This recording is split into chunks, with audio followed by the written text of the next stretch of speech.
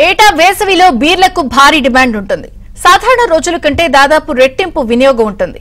దానికి అనుగుణంగా ఎక్సైజ్ శాఖ ప్రణాళికలు రూపొందించుకోవాలి. 2 షిఫ్టుల్లో జరుగుతున్న బీర్ ఉత్పత్తిని 3 షిఫ్టుల్లో జరిగేలా చూసుకోవాలి. ఇందుకోసం బెవరేజెస్లకు అనుమతి ఇవ్వాలి. కానీ ఈ ఏడాది ఎక్సైజ్ శాఖ ఇదేమీ చేయలేదు. ఫలితంగా రాష్ట్రంలో వేసవిలో ఏ జిల్లాలో చూసినా బ్రాండెడ్ బీర్ల కొరత భారీగా ఉంది.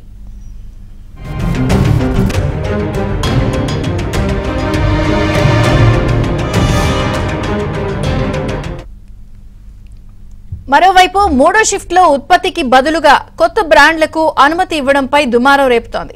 ఒక్క సోమ్ డిస్టిలరీస్కే కాక మరికొన్ని బ్రాండ్లకు అనుమతి ఇచ్చినట్లు తాజాగా తేలింది. ఇలా ఇచ్చిన బ్రాండ్లలో టాయిట్, మౌంట్ ఎవరెస్ట్ తో పాటు హైదరాబాద్ కు చెందిన ఎగ్జోటికా ఉన్నాయి. 3 నెలల పాటు కృత్రిమ కొరత సృష్టించి దాన్ని సాకుగా చూపి కొత్త బ్రాండ్లకు గేట్లెత్తారని విపక్షాలు ధ్వజమెత్తుతున్నాయి.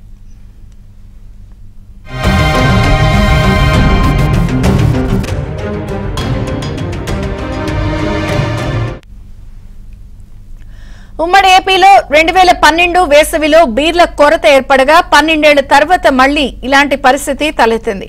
అసలు వేసవి తొలి నుంచే కొరత తీవ్రంగా ఉంది. వాస్తవానికి ఈ సమయంలో ఆల్కహాల్ శాతం తక్కువగా ఉండే కింగ్ ఫిషర్, ఇతర బ్రాండ్ల లైట్ బీర్లు ఎక్కువగా అమ్ముడవుతాయి.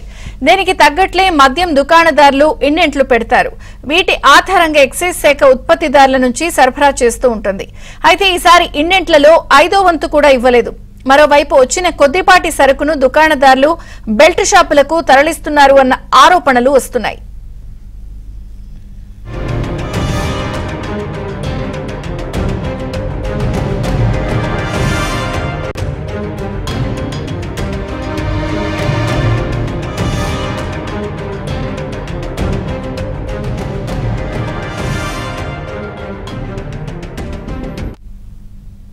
ప్రస్తుతం బ్రాండెడ్ల బీర్ల కొరత కొంత ఎక్కువగా ఉంది. వినియోగం కన్నా కూడా వాటి కొరత ఎక్కువగా ఉన్న నేపథ్యంలో దానికి అనుగుణంగా ఎక్సైజ్ శాఖ ప్రణాళికలు రూపొందించుకోవాలి. కానీ అవి చేసుకోలేదు. ఇదంతా కావాలనే కృత్రిమ కొరత సృష్టించేందుకు ప్రయత్నం జరుగుతుందని ఇప్పటికే విపక్షాలు ఆరోపిస్తున్న నేపథ్యంలో అసలు ఎందుకు ఈ కొరత వచ్చింది, ఏం జరుగుతుంది, ఎక్సైజ్ శాఖ ఎందుకు నిర్ణయాలు తీసుకోవడంలో ఆలస్యంగా ఉంది, ఏ జిల్లాలో చూసినా కొరతపై ఎందుకు ఇంత చర్చ జరుగుతోంది, మరిన్ని వివరాలు మా ప్రతినిధి రాజేష్ లైవ్ లో అందించడానికి సిద్ధంగా ఉన్నారు.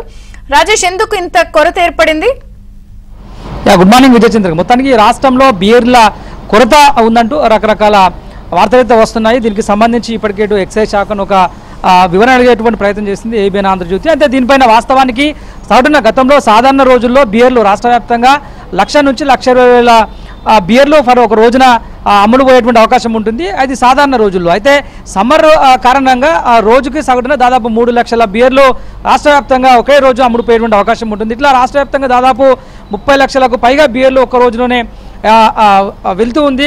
ఇబ్బందికరంగా ఉందంటూ ఎక్సైజ్ శాఖ అయితే ఒక అంచనాకు వచ్చింది. అయితే వాస్తవానికి సాధారణ రోజుల్లో ఈ బీర్ల అమ్మకాలకు సంబంధించినటువంటి అంశంలో రోజుకు 2 షిఫ్ట్ చొప్పున బీర్ల ఉత్పత్తి అనేటువంటిది చేయాల్సి ఉంటుంది. కానీ 3వ షిఫ్ట్కి అనుమతి ఇవ్వాలంటూ గతంలో కొన్ని కంపెనీస్ అన్ని కూడా ఎక్సైజ్ శాఖని అనుమతి అడిగింది. దీనికి ఎక్సైజ్ శాఖ నుంచి కాస్త రిప్లై రాలేదు. దీంతో రాష్ట్ర వ్యాప్తంగా బీర్లకు సంబంధించి పర్టికులర్గా స్ట్రాంగ్ బీర్లకు సంబంధించినటువంటి బ్రాండెడ్ బీర్లకు సంబంధించినటువంటి విషయంలో కాస్త కొరత ఏర్పడిందంటూ కూడా వార్తలు వచ్చాయి. దీనికి సంబంధించి ఇప్పటికే మంత్రి జూపల్లి కృష్ణారావు కొంత వివరించేటువంటి ప్రయత్నం చేశారు. అయితే 3వ షిఫ్ట్కు అనుమతి ఇవ్వకపోగా కొత్త బ్రాండ్లకు రాష్ట్ర ప్రభుత్వం అనుమతి ఇస్తుందంటూ విపక్షాలు పెద్ద ఎత్తున ఆరోపణలు చేస్తున్నాయి. ఇప్పటికే సోమ్ డిస్టిలరీస్ అనేటువంటి ఒక కంపెనీ తమకు తెలంగాణలో తమ బ్రాండెడ్ బీర్లను అమ్ముకునేందుకు అనుమతి ఇచ్చిందంటూ ఒక లేఖ విడుదల చేసింది ఈ నెల 27వ తేదీన. దానిపైన మంత్రి జూపల్లి కృష్ణారావు కూడా నివేదిక ఇచ్చేటువంటి ప్రయత్నం చేశారు. అయితే సోమ్ డిస్టిలరీస్ కంపెనీ ఏదైతే ఉందో ఆ కంపెనీ గత 20 ఏళ్ల నుంచి దేశవ్యాప్తంగా చాలా రాష్ట్రాల్లో ఆ బీర్లకు సంబంధించినటువంటి ప్రాడక్ట్ను కూడా అమ్మేటువంటి ప్రయత్నం చేస్తున్నాయి. త్వరలో ఆ బ్రాండ్కి సంబంధించినటువంటి బీర్లు కూడా